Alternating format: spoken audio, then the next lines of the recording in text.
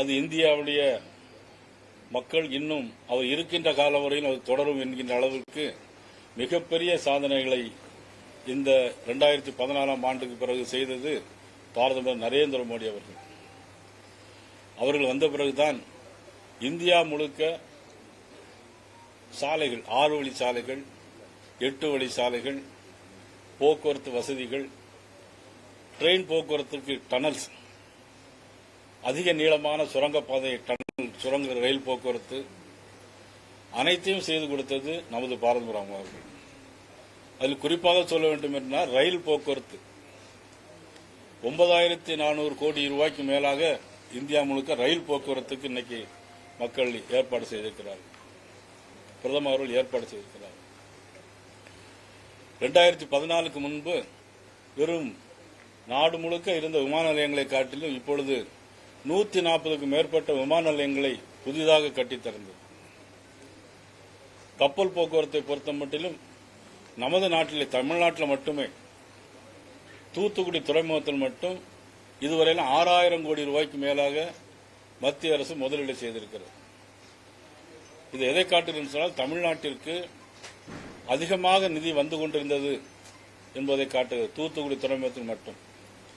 அதேபோல ஜிஎஸ்டி வரி வருவாயை பொறுத்த மட்டிலும் 2014க்கு பிறகு முந்தைய காங்கிரஸ் ஆண்ட காலத்தை காட்டிலும் இப்பொழுது 207% வரி வருவாய் அதிகமாக இந்தியாவிற்கு கொடுத்தது பிரதமர் நரேந்திர மோடி அவர்கள்.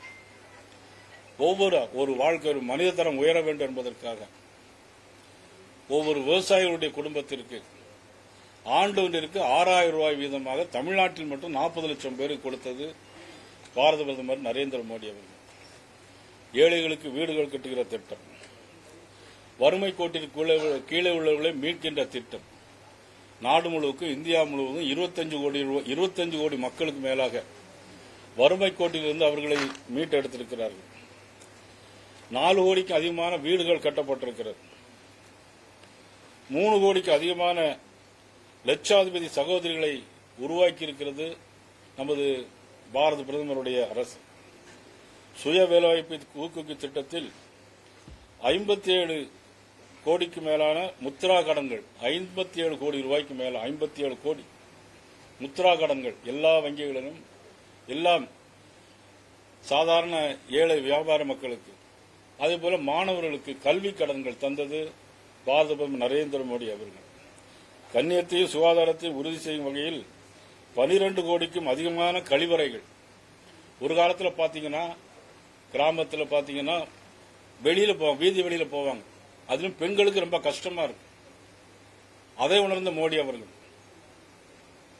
இன்னைக்கு 12 கோடிக்கு மேலான கழிவறைகளை கெட்டி கொடுத்து காப்பாற்றியிருப்பது நமது மோடியுடைய அரசு.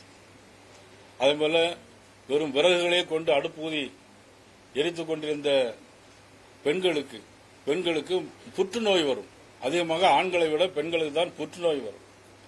அதை உணர்ந்த பிரதமர் பெண்கள் பாதுகாப்பினால் அக்கறை கருதி எல்லாருக்கும், எல்லா வீடுகளுக்கும் கேஸ் இணைப்பு திட்டத்தை கொண்டு வந்தார்கள். அது மட்டுமல்ல, அரசு ஊழியர்களுக்கு, பெண்களுக்கு, வேலை வாய்ப்பில் இருக்கின்றவர்களுக்கு பாத்தீங்கன்னா 26 வாரம் விடுப்பு, பெண்களுக்கு 26 வாரம் அவர்களுக்கு விடுப்பு கொடுத்தது பிரதமர் நரேந்திர மோடி அவர்களுடைய அரசு என்பதை நான் இந்த நேரத்தில் தெரிவித்துக் கொள்கிறேன். அதேபோல இந்த நாடு முழுவதும் சமூக பாதுகாப்பு திட்டம் மும்மடங்கு அதிகரித்துள்ளது. 75 லட்சம் கோடி மதிப்பில் சாதனை அளவிலான ஏற்றுமதி திட்டங்கள். அதேபோல 36,400 கோடி ரூபாய் மதிப்பில் சாதனை அளவிலான பாதுகாப்பு தளவாட ஏற்றுமதி. இதை அத்தனையும் பாரதவர் நரேந்திர மோடி அவருடைய காலத்திலே கொண்டு வரப்பட்டது. இன்றைக்கு நாடு அமைதியான ஒரு சூழ்நிலை போய்கொண்டிருக்கிறது. நாடு பாதுகாப்பு உள்ள நாடாக உலக அளவில் இன்றைக்கு 4வது இடத்தில் பொருளாதாரத்தை உயர்த்தி காட்டிருக்கின்ற மாபெரும் தலைவர். இன்னைக்கு ஏனைய நாடுகளில் பாத்தீங்கன்னா, எல்லா நாடுகளும் இன்னைக்கு சவுதி அரேபியா, ஈரான் போன்ற நாடுகளில் இன்னைக்கு குண்டு மழை பொழிந்திருக்கிறது. சுத்தி இருக்கிற எல்லா மழையும் எப்போ போர் வருமோங்கிற ஒரு சூழ்நிலை, அச்சம். ஆனா எதுவுமே இல்லாம சர்வ சாதாரணமாக இந்தியாவுக்கு என்றால் எல்லா கப்பல் ஏற்றுமதி, போக்குவரத்து எல்லாமே இன்னைக்கு வந்து கொண்டிருக்கு. ஹாரிஸ் நீர்முனையில் பாத்தீங்கன்னா இந்தியா கப்பல் வருது அப்படின்னா தன்னால திறந்து விடுறாங்க. ஒரு மாசத்துக்கு முன்னால ஒரு ஆர்டிகல் இதில் எழுதியிருந்தாங்க. இப்ப கூட சவுதி அரேபியா மேல வந்து ஒரு வானம் ஒரு பிளைட் பறந்துட்டு இருந்துச்சு. அதை அவங்க எடுத்து பார்க்கும்போது பாத்தீங்கன்னா ஏர் இந்தியா பிளைட் போகுது அப்படின்னு சொன்னாங்க. அப்போ உலகம் முழுவதும் இந்தியாவில் வாழ் நமக்கு மட்டுமல்ல, நம்ம விமானம் எங்க போனாலுமே நம்ம விமானங்கள் இன்னைக்கு பாதுகாப்பா இருக்கு. அந்த அளவுக்கு ஒரு பாதுகாப்பு சிறந்த நாடாக உருவாக்கி காட்டியவர் மாபெரும் தலைவர் நமது பாதுகாப்பு நரேந்திர மோடி அவர்.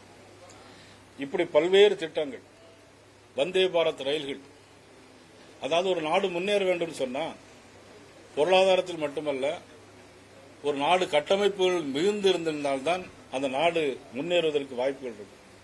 நீங்க உதாரணமா பாத்தீங்கன்னா இன்னைக்கு முந்தியெல்லாம் பாத்தீங்கன்னா சென்னையிலிருந்து திருநெல்வேலி கன்னியாகுமரி போகணும்னா எங்களுக்கெல்லாம் 15 மணி நேரம் ஆகும். இன்னைக்கு 7 மணி நேரத்தில் நாங்கள் போயிடுறோம்.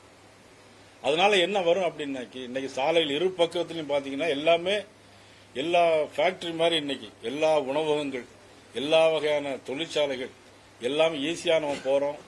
ஒரே நாளில் போயிட்டு பார்த்துட்டு சீக்கிரம் வந்துடும். செலவுகள் கம்மியாகுது, வியாபாரங்கள் பெருகுது, மக்களுக்கு எல்லா வகையிலும் உதவியாக இருக்குது, நேரம் மிச்சமாகுது.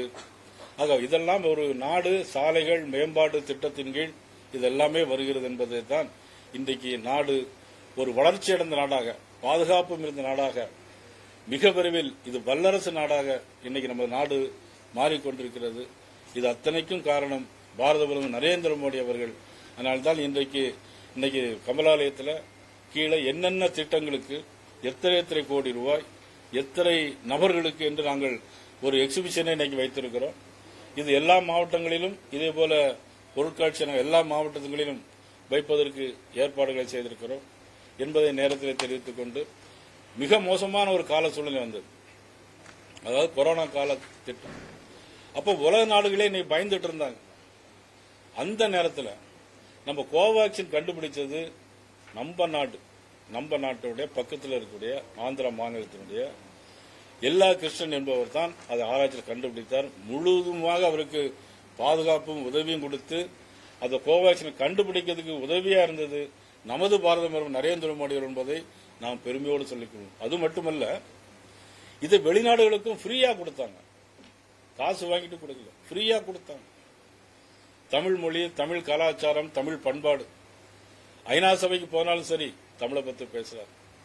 வடகிழக்கு மாநிலங்களுக்கு போனாலும் சரி தமிழை பத்தி பேசுகிறார். ஆனா அங்க உள்ளவங்க என்ன சொல்றாங்கன்னா, அது எதுக்கு ஒரு சும்மா ஒரு பாவனைக்கு செய்யறாங்க. அப்படி அவசியம் இல்ல.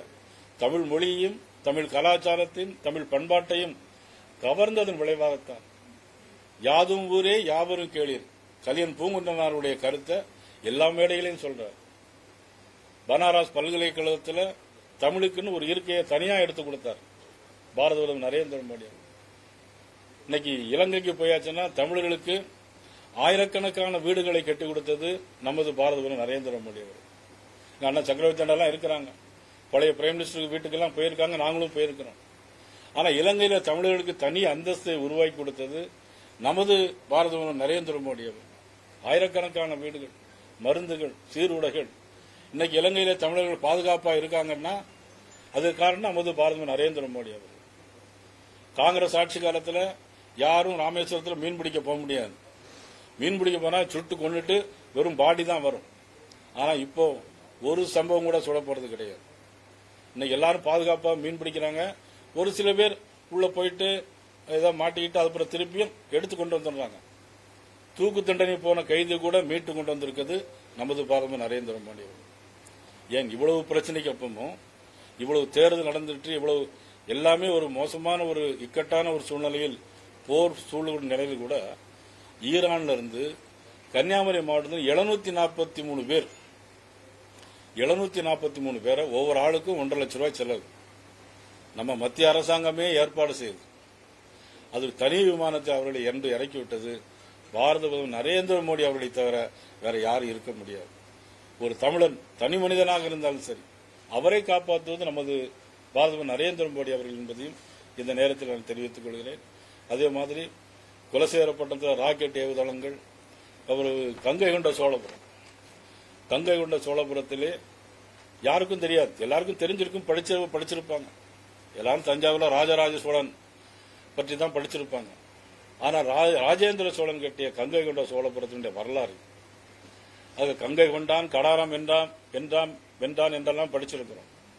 அப்படிப்பட்ட மாபெரும் நம்முடைய முன் அரச மக்களை நினைவுகூர்ந்து அவருக்கு விழா எடுத்ததும், அதுவும் ஆடி மாதம் திருவாதிரை நட்சத்திரத்தில் அதே நாளில் விழா எடுத்தது நமது பாரத பிரதமர் நரேந்திர மோடி அவர்கள் என்பதை தெரிவித்துக் கொள்கிறேன். தமிழுக்காக ஆனமங்கல செப்பேடுகளை இப்பொழுது சமயத்தில் கொண்டு வந்து தமிழுக்கு பெருமை சேர்த்தவர் நமது பிரதமர் நரேந்திர மோடி அவர்கள். ஆக இப்படியாக பல திட்டங்களை இந்த நாட்டிற்கு தொடர்ந்து தந்தது நமது பிரதமர் நரேந்திர மோடி அவர்கள். இன்னைக்கு உலகத் தலைவர்கள் எல்லோரும், சில நாடுகளிலே உள்ள தலைவர்கள் நமது பிரதமர் காலிலே விழுந்து வணங்கக்கூடிய அளவிற்கு மிகப்பெரிய ஒரு தலைவராக தலைநிமிர்ந்து இருப்பது நமக்கெல்லாம் ஒரு பெருமை என்பதை இந்த நேரத்தில் நாங்கள் மகிழ்ச்சியோடு தெரிவித்துக் கொள்கிறோம். இவருடைய திட்டங்களையும் செயல்பாடுகளையும் சொல்ல வேண்டும் என்று சொன்னால் அதுக்கு ஒரு நாள் போராது, அதுக்கு பல நாட்கள் தேவைப்படும்.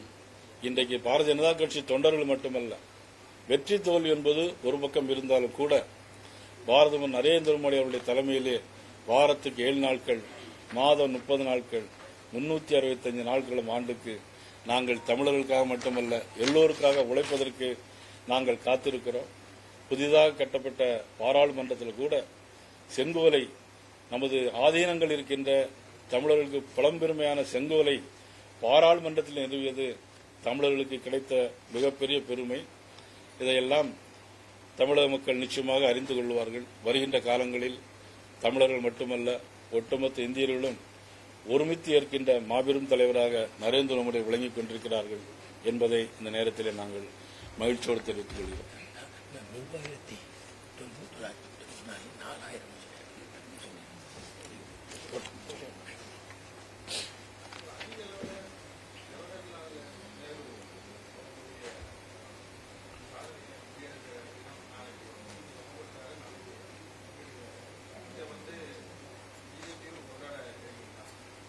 ஆமா, அதனால தான் இன்னைக்கு நாங்கள் ஆரம்பிச்சிருக்கோம். இன்னைக்கு இதை நிச்சயமா எல்லா இடங்களிலுமே அதை கொண்டாடுவதற்காக தான் இன்னைக்கு காலையில கொடியேற்றி வச்சுட்டு அப்புறம் அந்த எக்ஸிபிஷன் இன்னைக்கு இது பண்ணிருக்கிறோம்.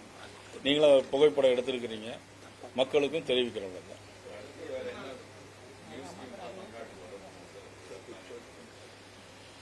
இன்னும் அடுத்த திட்டங்கள் அறிவிப்பாங்க. இன்னும் மக்களுக்கு தேவையான, நமக்கு மேக்சிமம் தமிழ்நாட்டை பொறுத்த மட்டும் இன்னைக்கு 14 லட்சம் கோடி ரூபாய்க்கு மேலாக தமிழ்நாட்டுக்கு தந்திருக்கிறாங்க. ஜிஎஸ்டி வருவாயில் 207 கோடி ரூபாய்க்கு 207% அதிகமாக நமக்கு வாங்கியிருக்கிறோம். அதாவது தமிழ்நாடு மேனுஃபேக்சரிங் ஸ்டேட்ஸ்ல வருது. அதிகமான ஜிஎஸ்டி வரக்கூடிய மாநிலங்களில் தமிழ்நாடும் ஒன்று. நிச்சயமா இன்னைக்கு எல்லா திட்டங்களும் வந்து சேருவதற்கு தமிழக பாரதிய ஜனதா கட்சி உறுதியாக இருக்கு.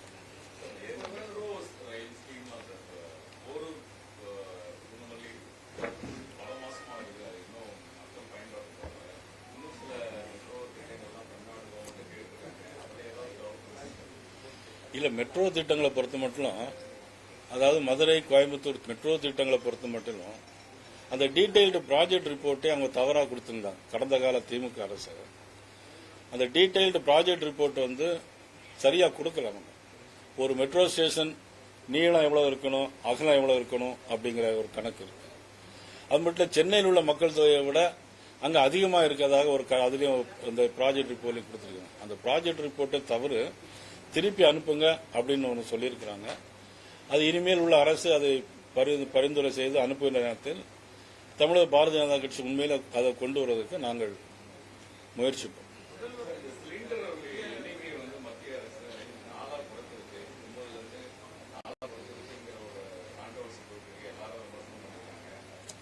அதாவது இப்போ நீங்க புக் பண்ணீங்கன்னா 20 நாளைக்குள்ள உங்களுக்கு வர்றதுக்கான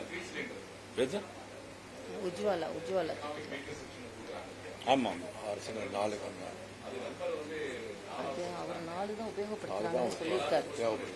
இல்ல, அது சில இடங்களுக்கு 4 தான் தேவைப்படுதுன்னு சொல்லியிருக்காங்க.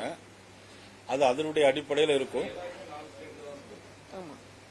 இல்ல, அதெல்லாம் அவங்க அந்த என்ன சொல்லியிருக்காங்களோ அது அவங்க அனௌன்ஸ் பண்ணியிருக்காங்க. தேவை அதிகப்படுகிற நேரத்தில் அது இது பண்ணிக்கலாம்.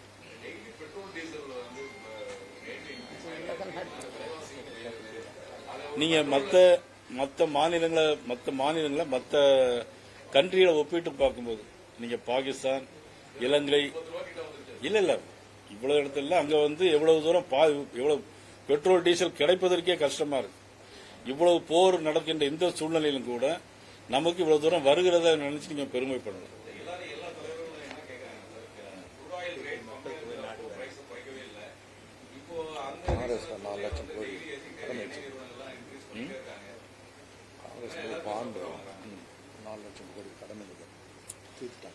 சரி, வேற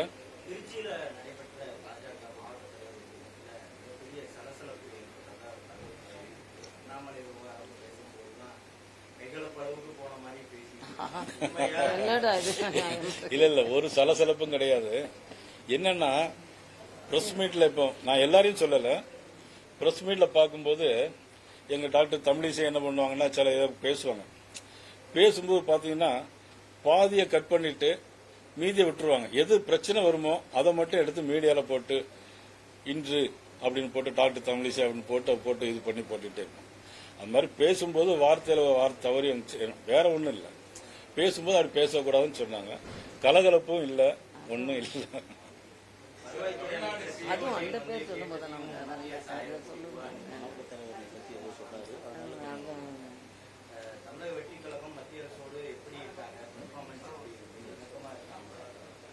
அதாவது இணக்கமா இருக்காங்களா இல்லையாங்கிறது ரெண்டாவது விஷயம்.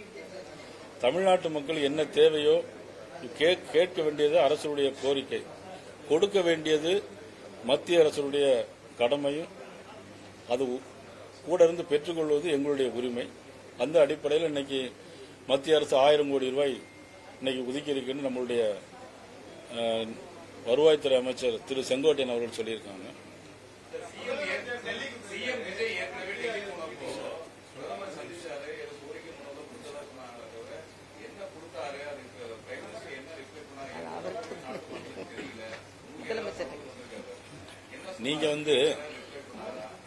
நீங்க வந்து அதை முதலமைச்சர்கிட்ட கேட்கணும். அதாவது போனது முதலமைச்சர், அங்க இருந்தது பிரைம் மினிஸ்டர். அவங்க தான் முதலமைச்சர்கிட்ட நீங்க கேட்டு இருந்தா நல்லா இருந்திருக்கும்.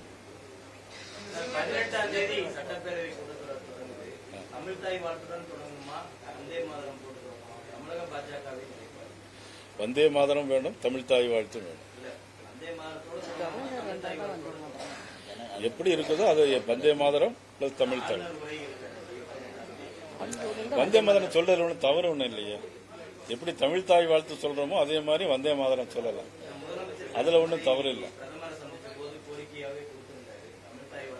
அது எனக்கு தெரியாது. அவங்க இப்ப கேட்டாங்க என்ன கொடுத்தாங்க அப்படின்னு சொல்லி கேட்டாங்க.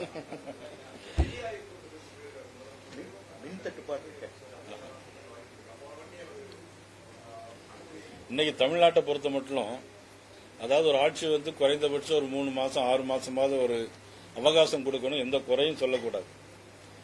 ஆனா கடந்த கால திமுக அரசுக்கும் இந்த தமிழக வெற்றி கழக அரசுக்கும் எந்த விதமான வேறுபாடும் இல்லாத போலயே தெரியுது எங்களுக்கு.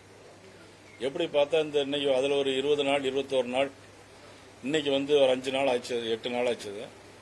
கிட்டத்தட்ட 30 கற்பழிப்பு சம்பவங்கள், தொடர்ந்து கஞ்சா விற்பனை, எங்கு பார்த்தாலும் படுகொலைகள், 60 மூதாட்டி முதல் 80 வயது மூதாட்டி வரையிலும் 10 வயது குழந்தை முதலும் இன்னைக்கும் அது பெண்கள் வந்து இந்த தமிழக அரசால் நிச்சயமாக மிகவும் கவலையோடு பார்க்கின்ற ஒரு அரசாகத்தான் இன்னைக்கு இருந்து கொண்டிருக்கிறது. அதே மாதிரி எல்லா இடங்களும் மின்வெட்டு. கேட்டா மின்சாரத்துறை அமைச்சர் வந்து ஊழியர்கள் காரணம் அப்படிங்கிறாங்க. ஊழியர்கள் காரணமா? இப்ப இதுக்கு முன்னாடி மின்தட்டு ஒன்றும் இல்லை. அப்ப அரசாங்கம் தன்னுடைய கடமையை செய்ய முடியலையா? அல்ல ஒரு திறனற்ற அரசா இருக்கா? முதலமைச்சர் அக்கறை செலுத்தலையா? அப்புறம் பாத்தீங்கன்னா தமிழக வெற்றி கழகத்தை சேர்ந்தவங்களே தூத்துக்குடியில் நேற்று பாத்தீங்கன்னா ஒரு மோசமான சம்பவத்தெல்லாம் ஈடுபட்டிருக்காங்க. முதலமைச்சர் அது குறித்து ஒரு நடவடிக்கையும் எடுக்கல. எம்எல்ஏக்கள் மீது நடவடிக்கை எடுக்கல. அமைச்சர்கள் மீது எந்த நடவடிக்கை எடுக்கல. அமைச்சர்களுக்கு எந்த விஷயமும் தெரியல. நீங்க பார்த்தா கல்குவாரியில போய் எல்லாத்தையும் நிப்பாட்டி வச்சிருக்காங்க. இதனால கட்டுமான பொருட்களுடைய விலைகள் கூடிக்கிட்டே போகுது. ஆக மக்களுக்கு இதெல்லாம் மிகப்பெரிய ஒரு சுமையா இருந்துட்டு இருக்கு. ஆக இதுக்கெல்லாம் முடிவு கட்டாம முதலமைச்சர் மௌனமாக இருக்கிறார் என்பதுதான் என்னுடைய ஒரு குற்றச்சாட்டு. அதை பிரஸ்ல நீங்க தான் அதை கேட்கணும். இப்படி கட்டுமான பொருள் விலை கூடிட்டு மின் கட்டணம் மின்வெட்டு அதிகமாயிட்டு இருக்கிறது அப்படிங்கறதெல்லாம் நீங்க தான் பிரஸ்ல தான் நீங்க முதலமைச்சரை பார்த்து கேட்டு மக்களுக்கு ஒரு விளக்கத்தை சொல்லணும். ஒரு 3 மாசம் டைம் கேட்டாலும் 1 மாசத்துல இவ்வளவு பெரிய பிரச்சனைகள் வருது. பிரச்சனைகள் வரும்போது நம்ம சொல்லித்தான் தீரணும், வேற வழி இல்லை.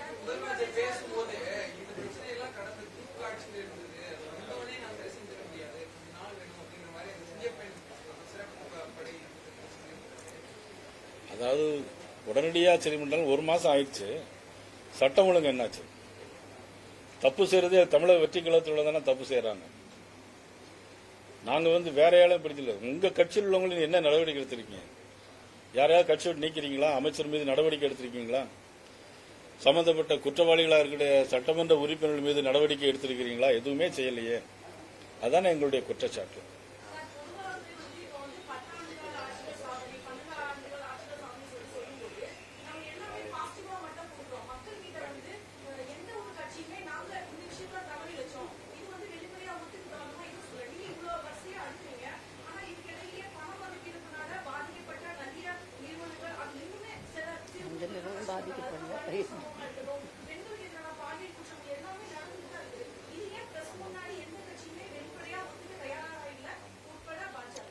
இல்ல, நான் இப்பதான் அதுதானே சொல்றேன். இப்ப இவ்வளவு நீங்க மேட்டூர் பக்கத்துல 10 வயசு குழந்தை 10 வயசு குழந்தை என்ன பண்ணிருக்காங்க தெரியுமா?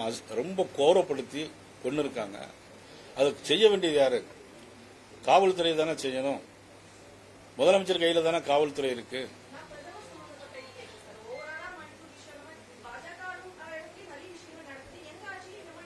நீ நம்ம தமிழ்நாட்டை பற்றி பேசுவோம். நீங்க அங்க அது நடக்குது இங்க நடக்குது சொல்லதை காட்டல.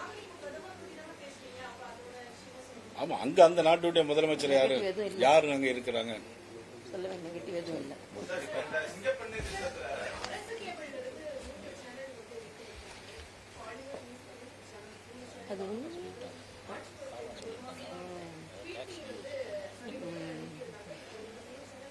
இல்லப்பா, அதான் நான் சொன்னேன். கடந்த கால திமுக அரசுக்கும் தமிழக வெற்றி கழகத்துக்கும் எந்த வித்தியாசமும் இல்லை. அன்னைக்கும் இதே மாதிரி பாலிமர் நியூஸ் அன்னைக்கும் கட் பண்ணாங்க. ஆனா தொடர்ந்து மீடியா பொறுத்த மட்டும் நான் யாரையும் எந்த குறையும் சொல்லல. ஆனா என்ன, தொடர்ந்து அந்த கட்சிக்கு அந்த திமுகவுக்கு எவ்வளவு ஆதரவு இருந்துச்சு மீடியாவில். எங்களுடைய பிஜேபி எவ்வளவு தூரம் காட்டினீங்க, திமுக எவ்வளவு தூரம் காட்டினீங்க. ஆனா இன்னைக்கு தமிழக வெற்றி கழகம் இன்னைக்கு முதலமைச்சராக மதிப்புக்குரிய திரு ஜோசப் விஜய் வந்திருக்கிறாங்க. அது அந்த அரசுக்கும் இந்த அரசுக்கும் உள்ள அடக்குமுறையில் எந்த வித்தியாசமும் இல்லை. சோ கற்பழிப்பு சம்பவங்கள், படுகொலை சம்பவங்கள், பத்திரிகை நசுக்கிறது, இது எல்லாமே நடந்து தானே இருக்குது. அது மட்டும் இல்ல, நம்முடைய மாரிதாச அரெஸ்ட் பண்ணாங்க. கடந்த கால அரசுல பிரைம் மினிஸ்டர் மோடியவே கொலை செய்யணும்னு ஒருத்தர் பேசினார் திமுக மாவட்ட செயலாளர். ஒரு நடவடிக்கையும் எடுக்கல. ஆனா திமுக பத்தி யாராவது பேசினா உடனடியாக அரெஸ்ட் பண்ணி சவுக்கு சங்கர் எல்லாம் பிடிச்சு அரெஸ்ட் பண்ணி உள்ள வச்சாங்க. இப்ப மாரிதாச பிடிச்சு உள்ள வச்சிருக்காங்க.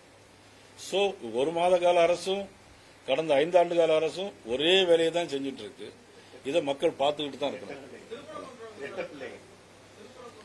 நம்ம நிர்மல்குமார் அவர்கள் சட்டம் படித்தவர், சட்ட அமைச்சராக இருக்க வேண்டியவர், நீதிமன்றத்தையே அவமதிக்கிற ஒரு அமைச்சர், சட்ட அமைச்சர்.